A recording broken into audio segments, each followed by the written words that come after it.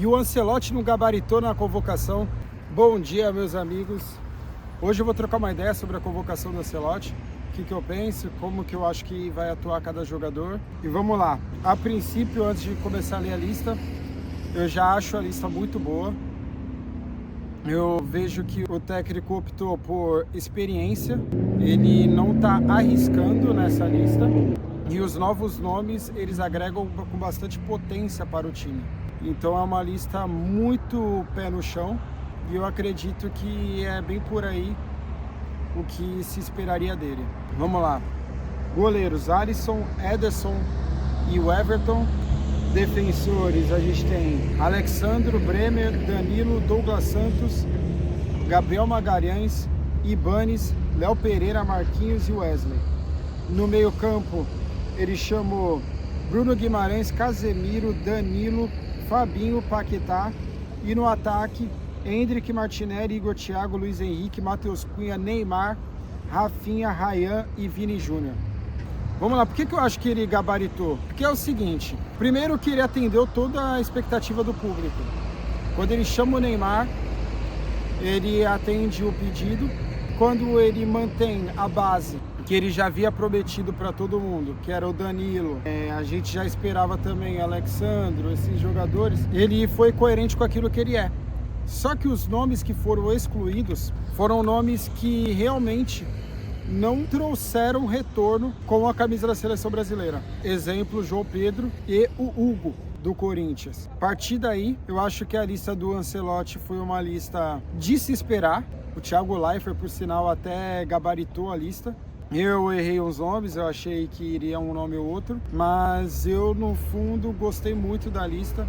Acho que oferece bastante opção, um jogo diversificado. A gente tem aí escalação para tudo que é tipo de situações. Vamos lá na opinião. Alisson e Ederson a gente já sabe, são os goleiros mais experientes, que tem ali a sua experiência com o futebol europeu. Mas eu acho que mais cabe falar sobre o Everton e a não convocação de Bento e Hugo. Tanto o Bento quanto o Hugo não passaram nenhuma sensação de que são os salvadores da pátria. E dentro de cada clube, o Hugo é um cara que tomou gol pra caramba ultimamente. E o Bento, com essas falhas recentes aí, em momento-chave, pra mim também estava descartado. Agora, quanto aos defensores, a zaga, eu acredito que Léo Pereira, que ele testou nas duas partidas, contra a França, sentiu o baque do mesmo jeito que para mim sentiu o baque contra o Bayern de Munique no Mundial. Mas por que ele segue na confiança do treinador? E atendeu às necessidades físicas, jogadores altos. A estatura do time brasileiro geralmente é baixa em comparação à estatura dos europeus, que são os adversários mais difíceis, são os adversários que eliminou a gente ultimamente. A gente perdeu para a Croácia, a gente perdeu para a Bélgica. E o Léo Pereira também tem a boa saída de bola, bom toque de bola. O Léo Pereira, para mim, é muito plausível. Agora, na minha opinião, que eu acredito que seja o time base. Para mim, o time base é Alisson, Marquinhos, Gabriel, Casemiro, Bruno Guimarães, Vinícius Júnior, Matheus Cunha e na direita, acredito que seja o Rafinha. Essa é a base. Falta eu dizer talvez um meia, talvez o 9 e os dois laterais. Porque essas eu considero como peças do xadrez do Carlo Ancelotti. Eu acredito que não tenha uma formação de 11 titulares absolutos, porque nossos jogadores, cada um tem valências bem específicas. Por exemplo, Wesley e Ibanes, ocupando o lado direito. Ibanes, ele entra na característica do jogo em que a gente vai fechar a casinha, alto, rápido, forte, boa marcação. E o Wesley é quando a gente vai querer atacar mais o adversário. Quando a gente quiser povoar mais a área do adversário, a gente vai ter o Wesley no campo, dando profundidade, e assim vai afetar também do outro lado. Eu acredito que o lado direito influencia bastante em quem vai jogar do lado esquerdo da lateral, que a gente tem o Alexandre e o Douglas Santos. Eu prevejo o Douglas Santos jogando contra Marrocos e contra a Escócia. Acho que o Alexandro, na fase garantida, vai jogar contra o Haiti, porque como o Douglas Santos oferece mais vitalidade, corre mais, também tem um futebol mais comedido, e não digo por ser ruim, mas eu digo que é um futebol bastante pé no chão. Eu acho que ele vai ser o responsável dentro dos combates em que o jogo do Brasil vai se portar de forma equilibrada, tanto atacando, mas quanto prestando atenção na defesa.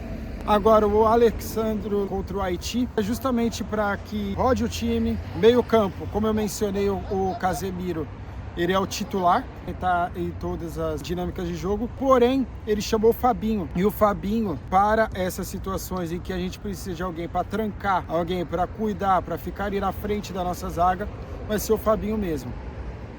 É ele a pessoa que tem a característica mais se aproxima desse tipo de jogo. Para mim foi certíssima escolha. Se ele tá na Arábia, não importa tanto. Cristiano Ronaldo também tá, assim como boa parte da seleção de Portugal, com o João Félix, o Rubem Neves, o próprio João Cancelo, que estava emprestado do Barcelona, mas ele é do Al Hilal. Então, assim, o Ibanes e o Fabinho estarem jogando na Arábia não tem problema algum para a seleção.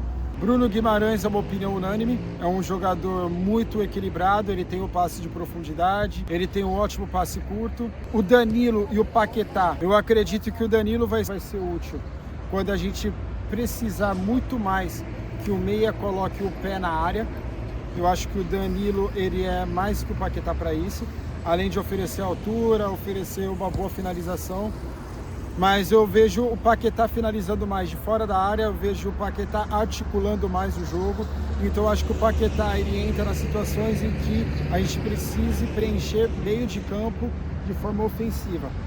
Matheus Cunha, ele é sim um homem que vai ficar atrás do camisa 9 pela sua reposição, pelas suas características polivalentes. É um cara que, se a bola sobrar na beirada de campo, ele sabe o que fazer.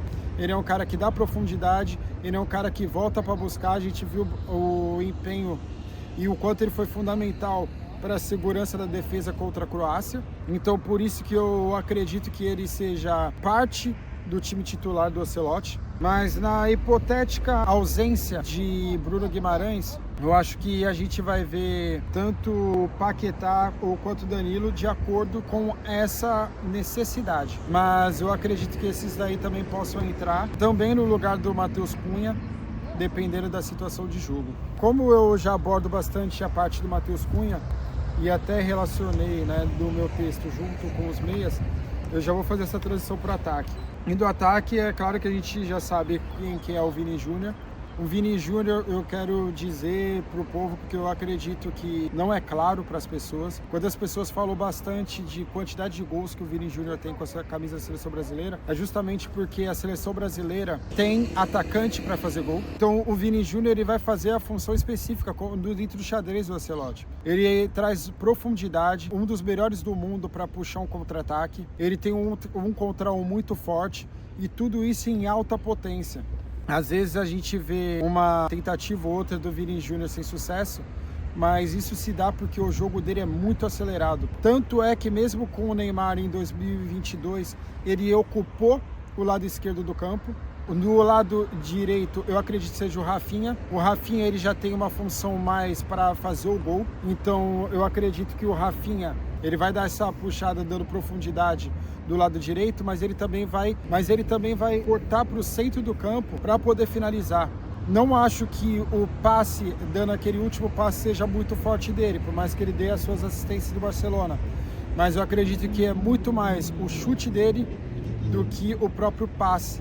Por isso que eu acredito no Rafinha no lado direito e não centralizado. Mas ele vai fazer o lado direito na ausência do Estevão. O que me deixaria em dúvida quanto ao Rafinha seria se o Estevão estivesse na convocação. O Luiz Henrique, ele é muito mais eficiente atuando no último terço apenas, diferente do Endrick. O Endrick e o Ryan, vamos falar sobre os três. O que difere os três para mim? O Luiz Henrique, ele trabalha muito melhor no espaço curto do que os dois. O Ryan, ele traz muita amplitude para o campo Brasil. Então o Ryan, ele consegue usar muito melhor as extremidades, além de jogar nos dois lados. Ele joga no Balderhoff, jogou no Vasco nas três posições da frente, tanto na esquerda quanto centralizado, quanto no meio. Para mim é um jogador que vai ser muito utilizado na Copa. Tem um chute surpresa muito potente, muito certeiro e preciso. O Endrick, ele também consegue usar bastante a parte do campo, mas o Endrick já é uma bala letal. O Endrick, ele é caminho para o gol. Ele tem uma identidade mais de atacante. E ele está sendo usado no Lyon justamente por sua potência física, uma alta velocidade, sai do meio de campo para a área adversária muito rápida e gosta de fazer o gol. Acredito no Endrick como a super substituição, aquela substituição que vai entrar e vai ser efetiva. O Luiz Henrique, por mais que ele faça gol e ele fura, ele é mais para quebrar a linha, para quebrar a defesa adversária, ele mastiga para o 9. E o Igor Thiago, ele é o atacante 9 fixo, tá para empurrar a bola para o gol. Em situações em que a gente teve, por exemplo, contra a Croácia, em que os times se fecham, ele vai ser o desequilíbrio físico ali no meio dos defensores. Ele é o goleador, um dos goleadores da Premier League, ali colado com o Haaland. É uma surpresa não só para o campeonato inglês, mas também para o futebol brasileiro e também vai ser para o mundo. Ele vai anotar os seus gols.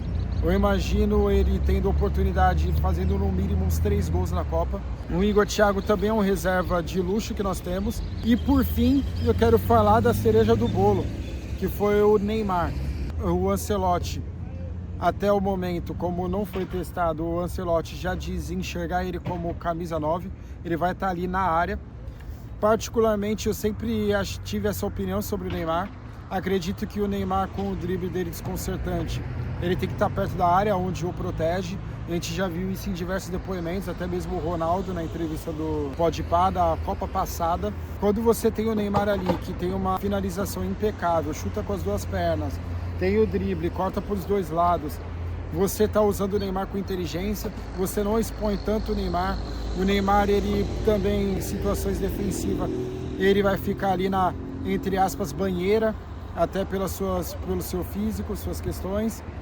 E é isso, né? A seleção é do povo, a seleção é do Brasil, e isso foi provado nessa convocação. O Brasil inteiro pediu o Neymar, o Ancelotti atendeu de forma precisa e coerente com o seu argumento, porque quando o Neymar estivesse 100%, hoje nunca vi o Neymar tão forte. Não é o titular, acredito que a gente vai ver muito pouco o Neymar. O teste do Neymar vai ser contra o Panamá, dia 31, na minha opinião. É a situação mais oportuna para ser testado antes da Copa. E eu só tenho boas expectativas para essa seleção. Eu acho que adversários para a Copa, como um time completo, a gente tem Portugal. A atuação individual é o Lamine Yamal, mais do que o próprio Lionel Messi nessa Copa. A seleção da Argentina tem o peso por ser rival. Eu considero a Argentina uma seleção envelhecida. A seleção da Espanha, acho sim uma seleção muito incompleta. Acho que o Rodri não coopera como sempre cooperou. E também a gente tem a França. Para mim é uma seleção com muito protagonista. Pelo menos a nossa experiência como seleção brasileira, quando tem muito protagonista, as coisas não funcionam bem. Não descarto que é um baita elenco, um dos elencos mais fortes, mas eu acho que o elenco mais forte é o elenco mais pensante. Por isso que eu considero Portugal mais forte que a França. E então, para mim, na Copa, o Brasil é favorito sim, junto com Portugal, Espanha e França. A nossa expectativa de jogo, eu acredito que o Brasil passando em primeiro ou segundo, o nosso encontro com algumas dessas seleções seriam somente na semi ou nas finais. Até lá, o time brasileiro pega corpo. Então, é isso. Valeu, direto de Porto Alegre aí hoje. Deixe sua opinião, siga nas redes sociais, se inscreva aqui no canal. E tamo junto. Valeu!